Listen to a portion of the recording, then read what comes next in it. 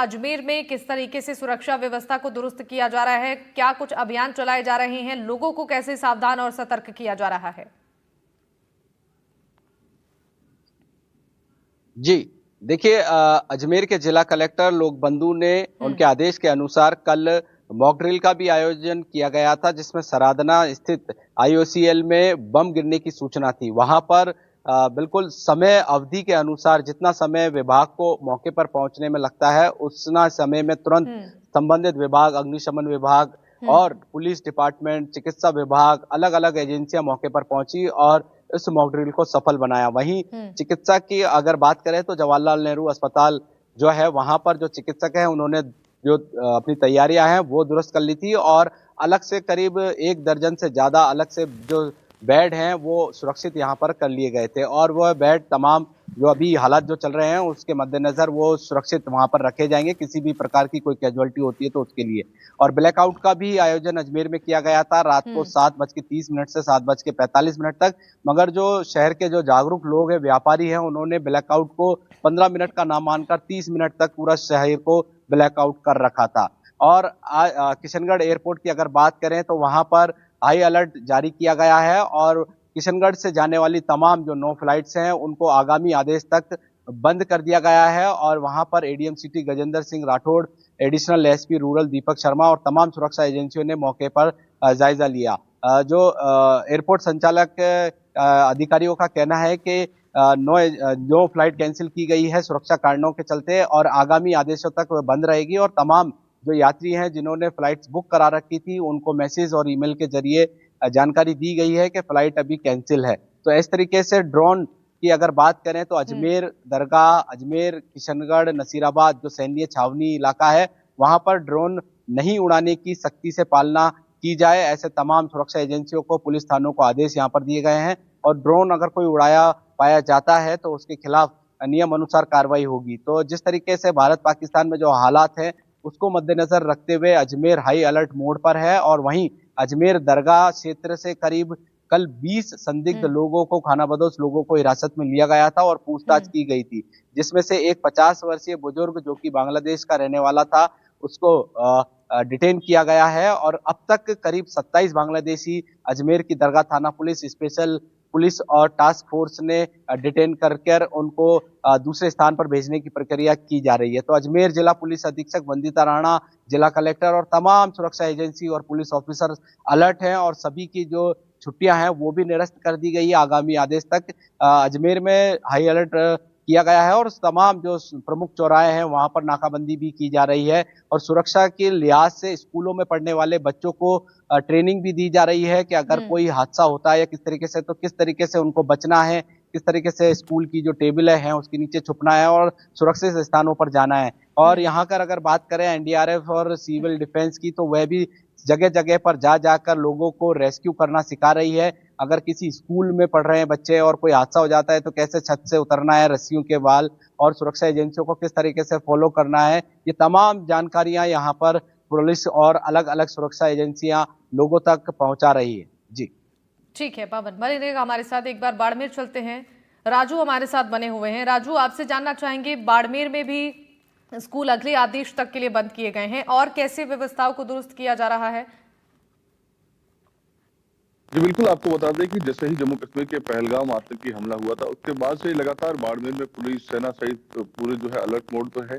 कल जो यहाँ पर मॉक ड्रिल हुई थी उसके बाद शाम को ब्लैकआउट भी किया गया था, लेकिन वो ब्लैकआउट आधे घंटे का था। फिर रात में ब्लैकआउट को रात को 12 बजे से सुबह तक इसको बढ़ाया गया था और इसकी सभी ने पालना भी की थी। रात पर पूरा शहर जो है अंधेरे की गर्द में रहा। इसके साथ ही आपको बता दें कि बाड़मेर शहर की चप्पे चप्पे पर पुलिस की नजर है, साथ ही सीमावर्ती क्षेत्र है और ये सामरिक दृष्टि से भी महत्वपूर्ण जिला है बाड़मेर। तो ऐसे में ग्रामीण क्षेत्रों में भी खासकर जो है सुरक्षा के कड़े इंतजाम किए गए हैं और हर जगह पुलिस जो है करीबी से और संदिग्ध लोगों की तलाश भी कर रही है और उनकी जांच भी की जा रही है। हेलो जी बिल्कुल। तो देखिए, जिस तरीके से यहाँ पर व्यवस्थाएं हैं उन्हें दुरुस्त किया जा रहा है और आपात स्थिति से निपटने के लिए लोगों को जागरूक किया जा रहा है। एक बार फिर से पवन का रुख करना चाहेंगे। पवन, आपसे जानना चाहेंगे, देखिए लगातार लोगों को समझाया जा रहा है, मॉक ड्रिल के जरिए भी बताया जा रहा है और ब्लैकआउट के जरिए भी लोगों को तैयार किया जा रहा है। ऐसे में जो वहां के स्थानीय लोग हैं उनका कितना सपोर्ट प्रशासन को मिलता हुआ नजर आ रहा है? जी बिल्कुल, देखिए अजमेर के जो लोग हैं, जैसा कि धार्मिक नगरी है अजमेर, दरगाह भी है, पुष्कर भी है और तमाम धार्मिक मंदिर मस्जिद यहाँ पर है। तो ऐसे में लोग खुले मन से प्रधानमंत्री नरेंद्र मोदी की और भारतीय सेना की जो तारीफ है वो कर रहे हैं, क्योंकि जिस तरीके से जम्मू कश्मीर के पहलगाम में निर्दोष 26 लोगों की जान आतंकवादियों ने ली थी, उसका जो गुबार है, जो गुस्सा है, प्रत्येक अजमेर वासियों के दिल में है। तो इस तरीके से जो पाकिस्तान पर भारतीय सेना ने हमला किया, उसका खुले मन से यहाँ पर स्वागत किए जा रहे हैं, आतिशबाजी की जा रही है, लड्डू खिलाए जाकर एक दूसरे को मुंह मीठा कराया जा रहा है, ढोल नगाड़ों पर नाच किया जा रहा है और खुशियां मनाई जा रही है, क्योंकि पाकिस्तान लगातार आतंकवादी घटनाओं को अंजाम दे रहा था और बेकसूर लोगों को, निर्दोष लोगों को वह मार रहा था। तो इसका जवाब देना भारत को जरूरी था। तो इस बात की जो कार्रवाई है, जो एयर स्ट्राइक है ऑपरेशन सिंदूर नाम से, तो उसका खुले मन से अजमेर शहरवासी यहाँ पर खुले मन से सपोर्ट कर रहा है और हर सुरक्षा एजेंसी और हर जिला प्रशासन के जो आदेश हैं उसका बखूबी पालन यहाँ पर करते हुए नजर आ रहे हैं। 15 मिनट का ब्लैकआउट था, अजमेर वासियों ने आधे घंटे का ब्लैकआउट करके समर्थन दिया है भारतीय सेना को, भारतीय सरकार को। जी बिल्कुल ठीक है। राजू के पास एक बार चलेंगे, उससे पहले हमारे सहयोगी नासिर जुड़ गए हैं फोन लाइन पर। नासिर से भी समझते हैं कि वहां पर लोगों का कितना सपोर्ट मिल रहा है, जो ब्लैकआउट कल किया गया, मॉक ड्रिल किया गया और अभी भी जो एडवाइजरी जारी हो रही है सुरक्षा के लिहाज से। जी शिवानी, हम आपको बताएं कि जनता ने पूरी तरह से ब्लैकआउट को अपना समर्थन दिया। जहां पर 15 मिनट के लिए ब्लैकआउट के निर्देश थे, वहीं जनता ने कहीं आधा घंटा और कहीं रात को 10 बजे तक और कहीं कहीं तो पूरी रात तक पब्लिक ने ब्लैकआउट करके अपने घरों की लाइटें बंद करके फौज को, देश को, सरकार को समर्थन दिया है। तो जनता का यही कहना है कि कुछ भी हो, हमें इस बार दुश्मन को पूरी तरह से सबक सिखाना है और इस मामले में हम पूरी तरह से सरकार के साथ हैं, फौजों के साथ हैं और फौजों की पूरी तरह से हौसला अफजाई करने के लिए यहाँ लोग पूरी तरह से तैयार हैं। हमने कल भी देखा कि पूरे इलाके में, पूरे देश में जश्न मनाया गया। तो बीकानेर की जो एक लंबी सीमा पाकिस्तान के साथ लगती है, तो यहाँ का इलाका भी अछूता नहीं रहा, बल्कि सीमा के पास खाजूवाला में भी जश्न मनाया गया, बीकानेर में भी जश्न मनाया गया। पूरे बीकानेर डिवीजन की बात करें, गंगानगर, हनुमानगढ़ में भी जश्न मनाया गया। तो जनता पूरी तरह से साथ है।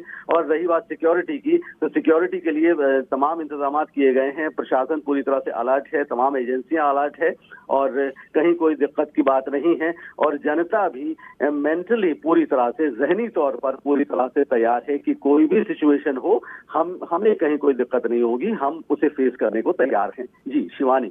ठीक है नासिर, आपका बहुत शुक्रिया तमाम जानकारियों के लिए। पवन और राजू हमारे साथ हैं, आप दोनों का भी बहुत बहुत धन्यवाद। पहलगाम का बदला ले लिया गया है। एयर स्ट्राइक के बाद बढ़े तनाव के बाद तीनों सेनाएं अलर्ट पर हैं। उधर पाकिस्तान अपने घर में ही घिरा नजर आ रहा है।